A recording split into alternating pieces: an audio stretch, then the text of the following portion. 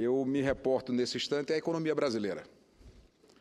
Acho que o Senado Federal tem sempre a responsabilidade de ter uma pauta que esteja sintonizada com o Brasil real, com o Brasil verdadeiro, aquele que diz respeito ao cotidiano e ao dia a dia da nossa população.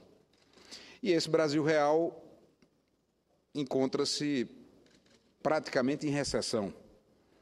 Vamos aguardar os dados oficiais, mas tecnicamente o país está numa recessão econômica ou muito próxima dela, caminhando a passos largos para um processo de estagnação econômica que foi provocado pelo próprio governo, que não teve a capacidade de compreender que não há como imaginar um Estado que seja gastador, perdulário, sem que a conta chegue um dia.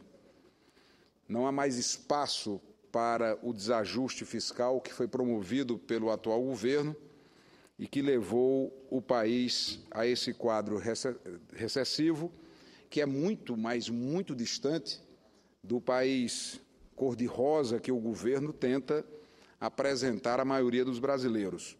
E existe sabedoria. O mesmo povo que não faz muito tempo apontava índices elevadíssimos de aprovação para este ou aquele gestor, na sua consciência, mas, sobretudo, numa parte que é muito sensível, como dizia ou disse o ministro Delfim Neto, que a parte mais sensível do ser humano é o bolso, percebe claramente que a vida piorou. E a última pesquisa Datafolha apontou uma queda vertiginosa da aprovação da presidente Dilma, onde nos últimos 2 meses, de 42% caiu para 23%, os que avaliam o atual governo como ótimo e bom, e cresceu, disparou de 24% para 44% dos pesquisados na estratificação da população brasileira para os que consideram o governo ruim ou péssimo.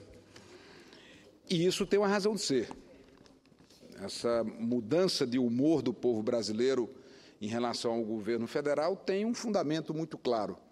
Um fundamento político, porque acabamos de sair de um processo eleitoral onde a presidente que foi reeleita, durante a campanha, fez uma série de compromissos, realizou um conjunto de promessas que não estão sendo confirmadas.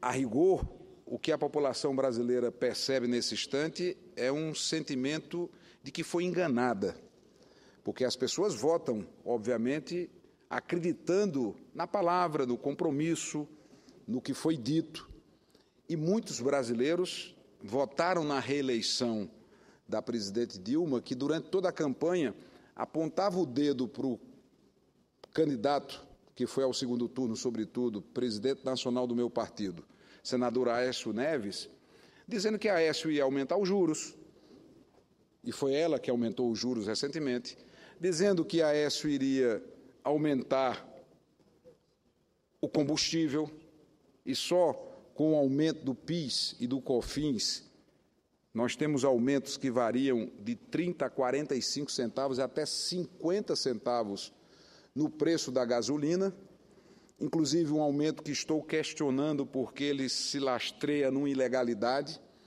O governo federal não respeitou a noventena que a lei exige para aumentar o PIS e o COFINS, reintroduziu a CID e, neste caso, respeitou a noventena, os 90 dias. Isso tem uma lógica, para que as pessoas possam se programar.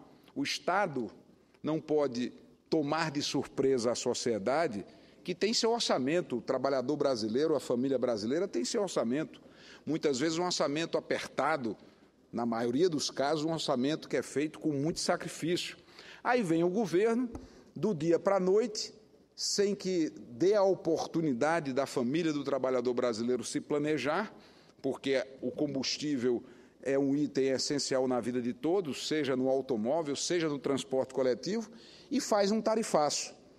É por isso que o legislador diz, não, tem que ter pelo menos 90 dias para a implementação de um aumento de impostos, e no caso de criação de tributos, o prazo é do exercício fiscal, exatamente para que as pessoas possam se prevenir. E foi feito esse aumento do combustível, toda a imprensa mostrando a perplexidade do povo brasileiro, o que naturalmente interfere diretamente na avaliação do governo da presidente Dilma. E a incompetência do governo é tamanha que é difícil explicar que quando a gasolina, ou melhor dizendo, o petróleo, tinha um preço internacional extremamente elevado, a Petrobras não repassou esse preço para o combustível como uma medida absolutamente equivocada de controle inflacionário. A história mostra que os preços controlados, quando esse controle é feito de forma artificial, ele não dura muito tempo no impacto inflacionário. Isso serve também para a energia elétrica, que também sofreu um tarifaço. No caso da Paraíba, os paraibanos estão pagando 40% praticamente a mais na sua conta de energia, e não vamos deixar de relembrar que a presidente da República foi a uma rede nacional de rádio e televisão, no período pré-eleitoral, anunciar uma redução de 18% na conta de energia para o povo brasileiro. E nós aqui da oposição brasileira, no plenário deste Senado, denunciávamos naquele instante o equívoco da medida que estava sendo tomada pelo governo federal. Então, nós temos um ambiente em que as pessoas estão sendo chamadas para contribuir para um governo que vive um desequilíbrio porque gastou de forma desmedida, de forma descontrolada, sem nenhum planejamento, uma máquina pública inchada, aparelhada politicamente. Todos nós sabemos do aparelhamento que vem sendo feito no Estado brasileiro, e as pessoas estão perdendo realmente a paciência, e essa semana foi muito discutida as questões previstas na Constituição de impeachment, e causou um furor enorme, Deus nos acuda. O ministro da Justiça agora, em declaração publicada hoje, e escuto o senador Zé Medeiros em seguida, com muito prazer, diz que nós da oposição estamos buscando o terceiro turno. Não estamos buscando terceiro turno algum. Eu, particularmente, tenho uma sólida formação democrática, tenho um absoluto respeito à soberania do voto popular, mas o que está sendo discutido nesse instante não é resultado da eleição, mas sim conduta ética, seriedade, honestidade. Será que as pessoas vão tolerar até quando tantos desmandos? Também, já revelado nos principais sites e blogs do Brasil hoje, detalhes da delação premiada do senhor Youssef, apontando para pessoas do mais alto escalão do governo do Partido dos Trabalhadores, e o que a população percebe é essa frustração, essa decepção profunda com o governo, com um partido que completou seus 35 anos recentemente e que, ao longo da sua história, foi se distanciando do seu ideário de ética, de correção, de diferenciação na política. E não somos nós, senadores ou deputados da oposição, que estamos falando em impeachment. A palavra impeachment está na boca do povo brasileiro. E vamos analisar com toda serenidade, com toda tranquilidade, as condições objetivas. Não tem que ter toda essa sensação de que as pessoas ficam arrepiadas quando se pronunciam uma palavra, mesmo emprestada de uma língua estrangeira, mas que consta da nossa Constituição. Está lá na Constituição brasileira. E se é constitucional, não tem por que causar espécie.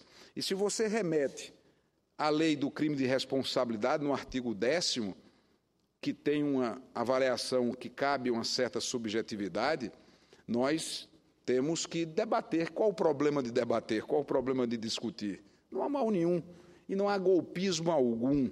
Golpe, eu disse ontem e repito, é o que está sendo feito contra a Petrobras. Aí sim, tem um golpe contra um patrimônio do povo brasileiro. Golpe é o que foi feito na eleição quando se mentiu para o povo brasileiro. O povo brasileiro se sente enganado, porque a campanha da presidente Dilma foi lastreada, foi toda sustentada com afirmações mentirosas. É duro dizer isso. Não tenho nenhum prazer em dizer que a presidente da República, a presidente do meu país, mentiu para o nosso povo. Mas não tem outro caminho. Ela mentiu, ela enganou. Para conseguir vencer as eleições, ela optou pelo caminho da inverdade. E o resultado estão nas pesquisas, e o resultado está na economia. A ANEEL aprovou preliminarmente um aumento, pasmem, de 83%, senador Waldir Raupp.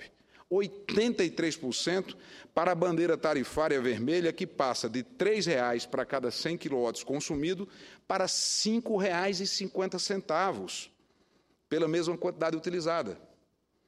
Isso foi dito na campanha, foi anunciado na eleição que nós teríamos aumento de juros. Pelo contrário, ela dizia, nem que a vaca tussa, foi a expressão que a presidente Dilma usou durante a campanha eleitoral, nem que a vaca tussa, teremos aumento de juros, teremos retirada de direitos trabalhistas, como está acontecendo agora, aumento de tarifa, como estamos testemunhando com a energia, aumento do combustível, recessão econômica, desemprego, e o governo não adota uma única medida que possa diminuir o gasto público de forma eficaz, reduzir esse rombo, aparentemente, no patamar de 18 bilhões, e há quem diga que é muito maior do que esse número apresentado pelo governo. A presidente da República vetou a iniciativa do Congresso Nacional de reajuste da tabela do imposto de renda para 6,5%. Na volta do Carnaval, nós todos que aprovamos o reajuste da tabela do imposto de renda para 6,5%, vamos votar o veto presidencial e vamos dizer claramente à sociedade, porque todos nós somos sempre cobrados pela sociedade, e nas nossas campanhas eleitorais, o nosso compromisso é sempre defender a população, sobretudo de governos que têm uma voracidade, um apetite arrecadador que não tem limites. Porque, na prática, para que o telespectador da TV Senado entenda, quando a presidente da República veta o reajuste da tabela do imposto de renda dos 6,5%, na prática, o que significa é que ela está aumentando o imposto de renda a ser pago pelo trabalhador brasileiro. É isso, tem que traduzir isso de forma simples. O que haverá, se o Congresso mantiver o veto presidencial, é um aumento no imposto de renda pago pelo povo e pelo trabalhador brasileiro, de uma sociedade que não tem mais margem para ser cobrada com a carga tributária nesta proporção. Eu escuto o senador José Medeiros, na sequência, senador Raupp, terei prazer em ouvi-lo. Senador José Medeiros, com muita honra. Senador Ronaldo Cunha Lima. Cássio Cunha Lima. Cássio Cunha Lima. Uma alegria enorme de ser chamado de Ronaldo. Toda vez que me chamam pelo nome do meu pai, é uma alegria, uma honra imensurável pela figura humana, pelo homem público, pelo poeta, pelo estadista, o humanista, o advogado que o meu pai foi em vida. Obrigado, senador. É que o poeta não sai da...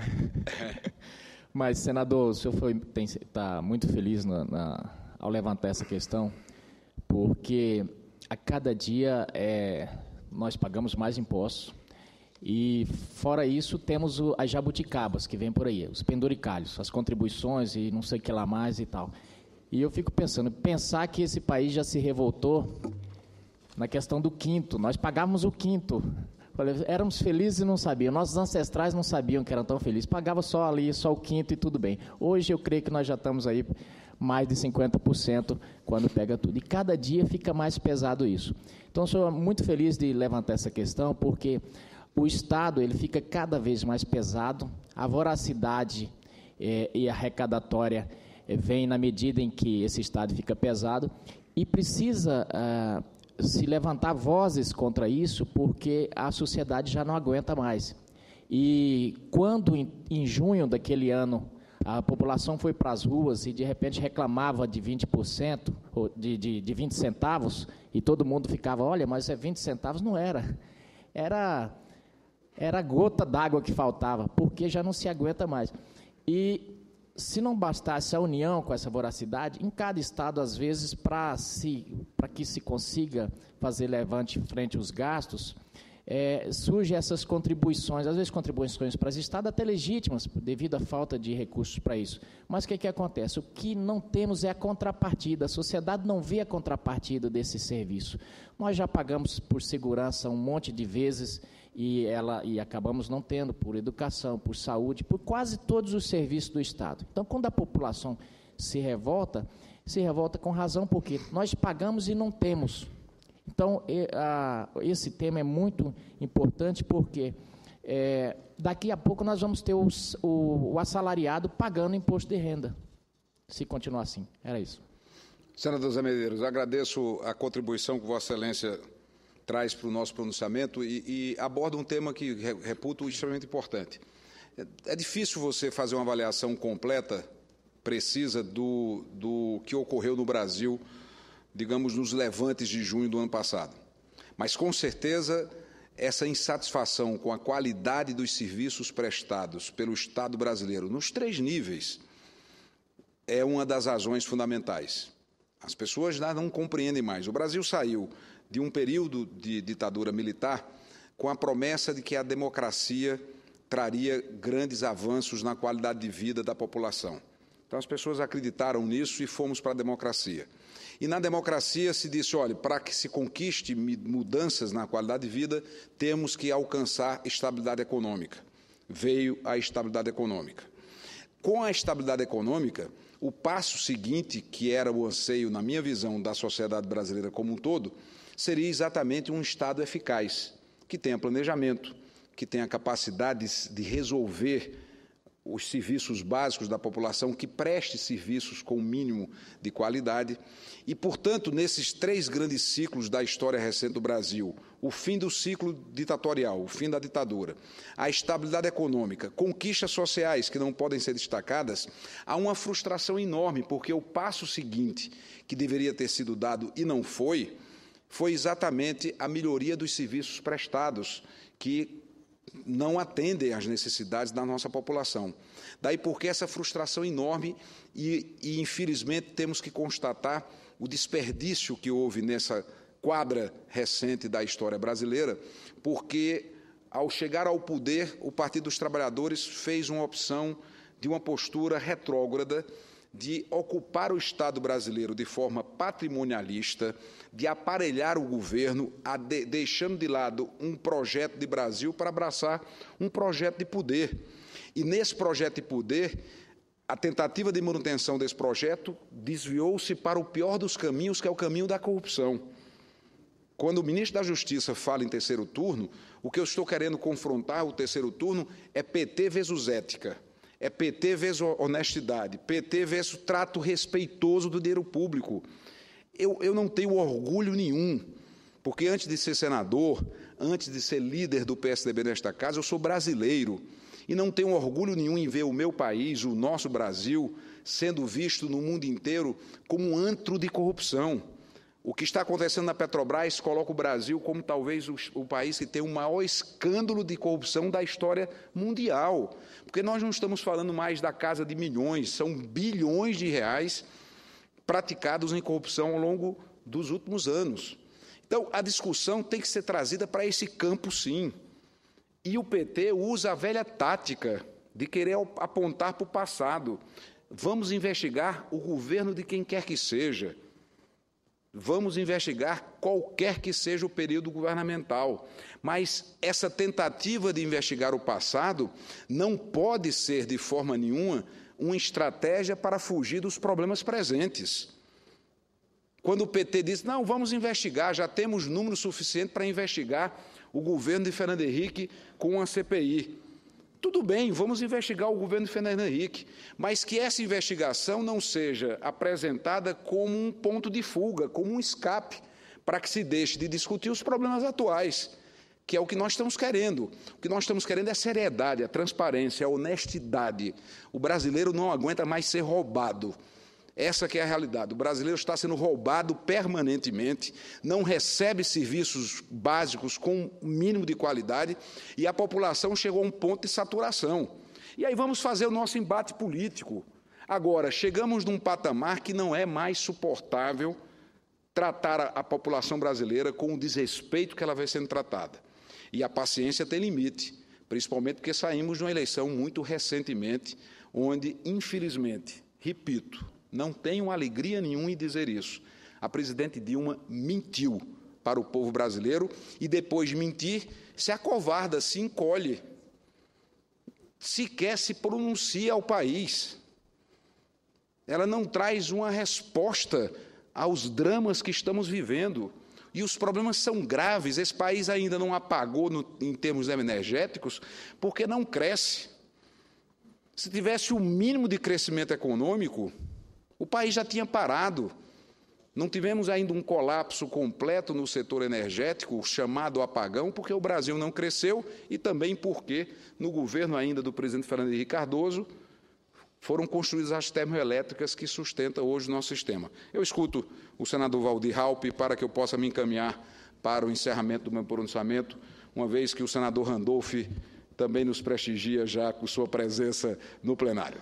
Nobre líder, senador Cássio Cunha Lima, Vossa Excelência aborda um tema latente do nosso país, mas eu queria dizer que todos os governos têm altos e baixos. Todas as economias no mundo inteiro têm altos e baixos. Inclusive, a maior economia do mundo, que é a economia americana, tem, de vez em quando, colapsos, né, e vive em sobressaltos, inclusive com quebradeira generalizada, como ocorreu na bolha imobiliária recentemente nos Estados Unidos. Pessoas perdendo tudo que tinham e até saindo do país, né, quase que a exemplo de 29, quando teve a grande depressão americana.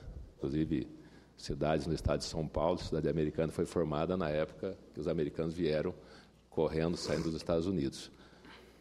O senador Zé Medeiro abordou também um tema interessante, dizendo que na carga tributária, os impostos estaduais são muito fortes também, sobretudo na telefonia, na energia elétrica, nos combustíveis. Tem estado que chega a cobrar 37% de ICMS em alguns desses itens que eu acabei de citar. Então, isso tudo forma a grande carga tributária que o nosso país vive. E coisa difícil é se fazer uma reforma tributária, assim como é difícil fazer a reforma política. E o caminho foi começar a se fatiar a reforma tributária, porque não houve entendimento dos governadores, do CONFAD, do secretário de Estado de Fazenda, que eu já fui governador também, como Vossa Excelência, e nós sabemos o quanto é difícil chegar a um consenso para se fazer uma reforma tributária, porque ninguém quer abrir mão da arrecadação. E quando eu falei que todas as economias têm altos e baixos, e todos os governos têm altos e baixos, o governo do PSDB, que eu apoiei na época, Fernando Henrique, foi um grande governo, foi um bom governo, né? Eu sempre tenho falado na tribuna aqui do Senado, fazendo justiça ao governo do Fernando Henrique, mas também teve altos e baixos. Teve problema também de toda a ordem, de racionamento, de blackout, de apagão de energia elétrica, de corrupção não vou falar porque naquela época quase não se investigava. Talvez a corrupção esteja mais acentuada hoje, e não quer dizer que seja maior do que era no passado, porque hoje se investiga mais. Hoje a Polícia Federal está mais aparelhada, o Ministério Público está mais combativo, né, mais atuante, da mesma forma o Judiciário, a Controladoria Geral da União, que tem um link direto com o TCU e com a Polícia Federal. Hoje a apuração da corrupção é muito mais forte do que foi no passado, e tanto é que o governo, naquela época do governo Fernando Henrique, não conseguiu fazer sucessor, porque teve problemas no final do governo. Então, neste momento, nós entendemos, né, que a presidente Dilma está enfrentando um momento de crise, um momento de baixa, como aconteceu no governo Lula em 2005, eu era líder do PMDB aqui nesta casa, e defendemos, e houve também um começo de bochicho de impeachment, mas não teve clima para se pedir o impeachment do presidente Lula. E o que é que aconteceu? O presidente Lula deu a volta por cima, se reelegeu, né, muito forte, terminou e fez um grande governo. Então, eu espero que esse momento de crise que a presidente Dilma esteja vivendo neste momento possa ser um momento momentâneo mesmo, e que possa logo se recuperar, como aconteceu com os governos passados, como aconteceu com o governo do presidente Lula, repito, em 2005, e que nós, como base do governo, vamos, da mesma forma que ajudamos o presidente Lula na governabilidade, que ajudamos o presidente Fernando Henrique na governabilidade com o PMDB, agora com o vice-presidente da República, com o presidente das duas casas, do Senado e da Câmara Federal, vamos dar, sim, sustentação, e acredito que não haja, de maneira nenhuma, clima para impeachment, e nem fato. Para se pedir um impeachment de um presidente, tem que ter fato concreto. E a presidente Dilma é uma pessoa séria. Se tem alguns malfeitos no seu governo, se teve em governos passados, e ela tem procurado corrigir esses malfeitos. Então, nós entendemos que ela é uma pessoa séria e não tem nenhum fato determinante, nenhum fato concreto que possa haver um pedido de impeachment da presidente Dilma. Obrigado. Agradeço o senador Raupp pelo à parte, que contribui com o debate. Eu acredito que a grande diferença do governo da presidente Dilma para o governo do presidente Lula é uma só. Lula sucedeu a Fernando Henrique Cardoso, Dilma sucede a ela própria. Ou seja, ela é a responsável pelo caos que herdou. Enquanto que o presidente Lula encontrou um país ordenado, equilibrado, pronto para avançar e para crescer, como aconteceu. O que está acontecendo hoje é que, na linguagem popular, quem semeia vento, colhe tempestade. Então, a presidente Dilma sucede a ela própria, diferentemente de Lula, que sucedeu ao presidente Fernando Henrique Cardoso e encontrou um país preparado para avançar, e esses avanços, infelizmente, não chegaram para transformar o nosso país numa nação moderna, competitiva, preparada. Quanto a esse discurso que o governo usa, que é reproduzido por Vossa Excelência, que hoje se investiga mais do que no passado, vamos ter paciência, porque, primeiro, toda a estruturação da Polícia Federal foi feita pelo governo do presidente Fernando Henrique Cardoso. Todos os grandes avanços, inclusive na Polícia Rodoviária Federal, que tem aqui um representante, que é o senador José Medeiros, com muita honra, vem como um dos membros desta corporação que tem o respeito do povo brasileiro. Então, todo esse trabalho de estruturação da Polícia Federal, de avanços na Polícia Rodoviária Federal, nasceram no governo do presidente Fernando Henrique Cardoso. Agora, se na atualidade se comete mais crime do que no passado, nós não somos responsáveis por isso. Então, se usa, infelizmente, um argumento retórico de dizer, olha, mas se investiga hoje mais do que no passado. Primeiro, deixar claro, o governo, o Poder Executivo, não é responsável por investigação. Ontem, o ministro Cardoso também, numa declaração completamente fora de tom e de oportunidade, disse, vamos punir com rigor aqueles que cometeram crime. Isso é conversa de quem não tem o mínimo de conhecimento, que o Poder Executivo não tem responsabilidades na apuração desses fatos. Nós temos hoje uma Constituição em vigor e instituições que funcionam. Cabe ao Poder Judiciário, cabe ao Ministério Público fazer esse papel. E dizer que hoje se investiga mais do que no passado, por uma razão simples, tem mais crimes a investigar. O Brasil está sendo assaltado. Nós não podemos desconhecer essa realidade, senador Raupp. O povo não aceita mais, diante dos escândalos que estão sendo revelados, simplesmente esse discurso que joga para trás. O PT comanda, em parceria com o PMDB, que é um partido importante, o Brasil há 12 anos. Até quando o PT vai continuar colocando a culpa no passado? E quando Vossa Excelência faz referência a altos e baixos de qualquer governo, é verdade, todos têm altos e baixos. Agora, este baixo atual é abaixo da linha, porque é aquilo que a sociedade não admite, não tolera mais, que é a corrupção, que é o desrespeito ao patrimônio público. É por isso que a sociedade brasileira já está acima do seu grau de tolerância. As pessoas não têm saúde, não têm segurança, não têm educação, e vê um agrupamento político se apropriar do Estado para assaltar o país. Essa discussão será feita, nós não vamos abrir mão dessa discussão. E vamos acabar com essa história que todo político é ladrão, todo político rouba. Não, coisa nenhuma. Não podemos aceitar esse discurso. Nós já fomos governo do Brasil e não colocamos na Petrobras uma estrutura criminosa para destruir a Petrobras, para financiar estrutura política de poder. Basta, chega. Nos Estados Unidos, uma democracia moderna e madura, o que é que o americano faz frequentemente? Ele promove a alternância de poder.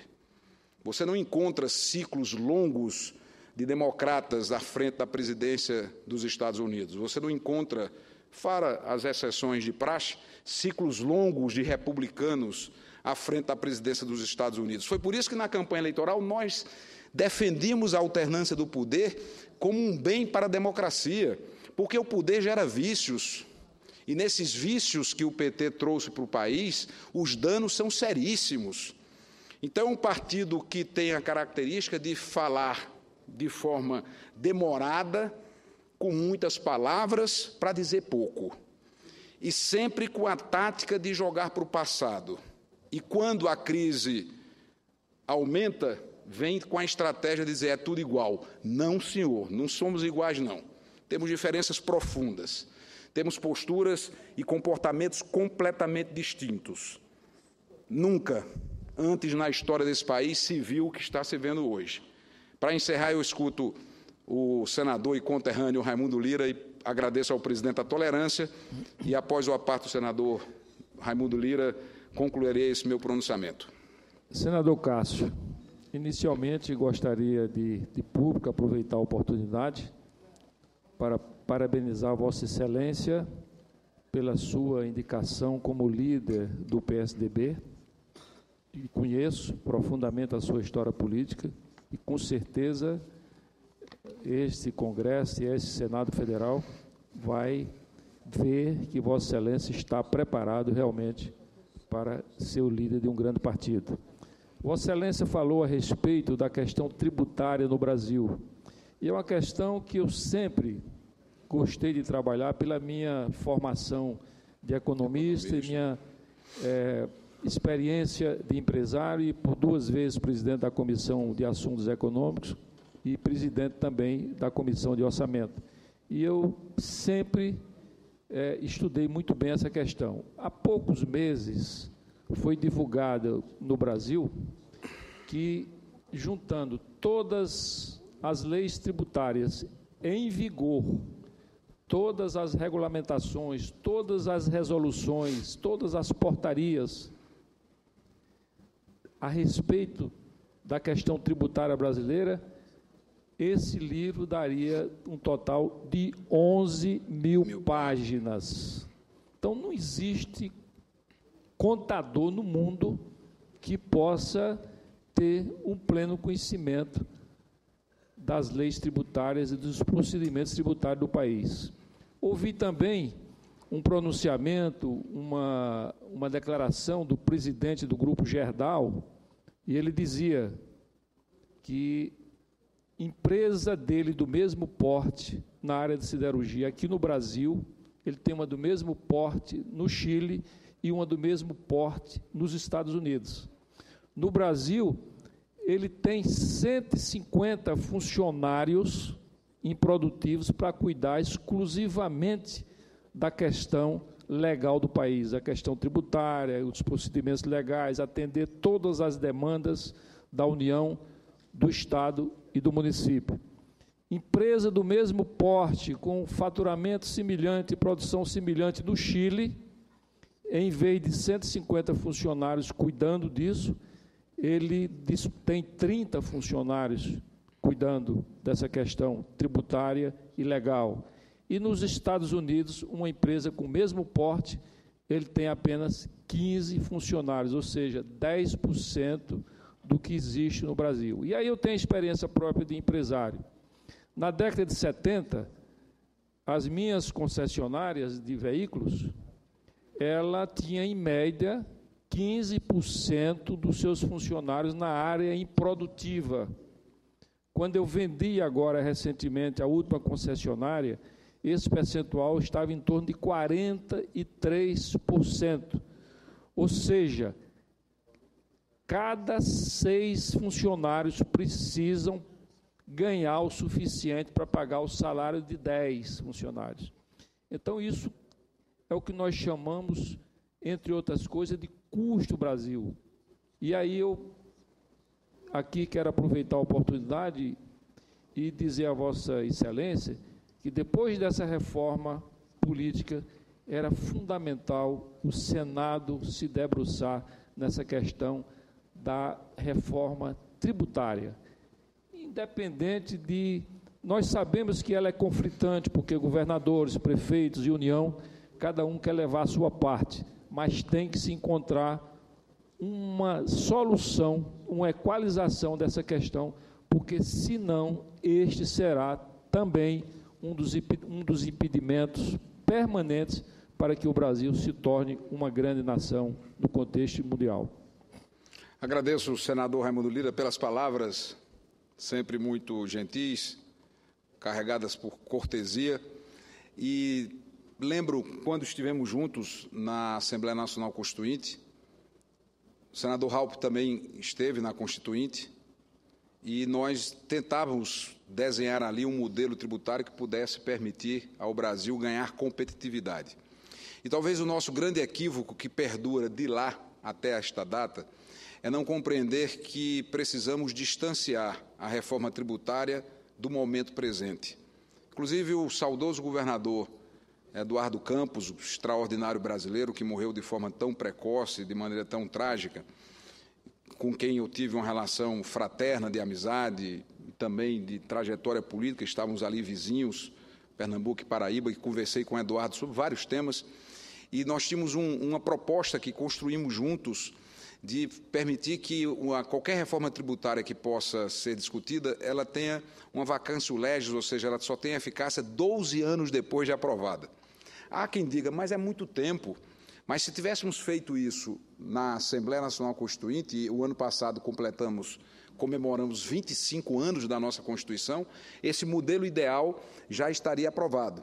Então, acredito eu, fruto da experiência de quem já foi prefeito 3 vezes, de quem já foi governador 2 vezes, fui deputado constituinte, fui deputado federal, estou agora no Senado, se nós não distanciarmos a eficácia da proposta do momento presente, o embate político não permite que ela avance, porque é legítimo, os prefeitos já não aguentam mais perder receita.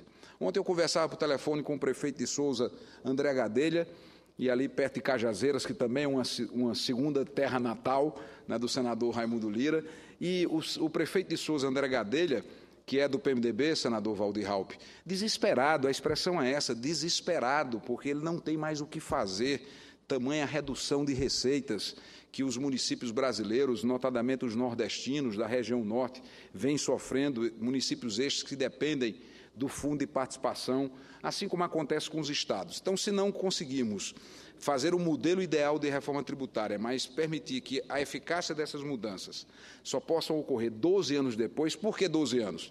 Porque 12 anos você tira governadores que estão eleitos que podem ser reeleitos. E aí você afasta prefeitos da mesma forma, o próprio Senado com os mandatos de 8 anos. Ou seja, você faz uma situação ideal sem olhar para o momento presente, que é o grande empecilho para que tenhamos um modelo racional, mais inteligente, menos oneroso, mais eficaz, que a sociedade brasileira tanto deseja e cobra já há décadas. Senhor presidente, senhoras e senhores senadores, encerro aqui o meu pronunciamento, agradecendo pelos apartes que todos foram trazidos para a contribuição do debate. Aqui não está um golpista, aqui tem um cidadão que tem uma firme formação democrática. Não há intenção, até porque, para encerrar, colocar um pouco mais de... Eu não apago o incêndio com gasolina, eu não sou um carbonário, até porque a gasolina está muito cara, não dá para apagar incêndio com gasolina. Mas não tem interesse nenhum do PSDB em fazer discussão de impeachment para ocupar o poder, porque se a presidente for impedida no seu mandato, quem assume é o vice-presidente da República, que é do PMDB. Então, vamos colocar luz nessa discussão para que a sociedade fique muito atenta. O que nós estamos fazendo, sim, é defendendo o povo brasileiro. Disso não abrimos mão.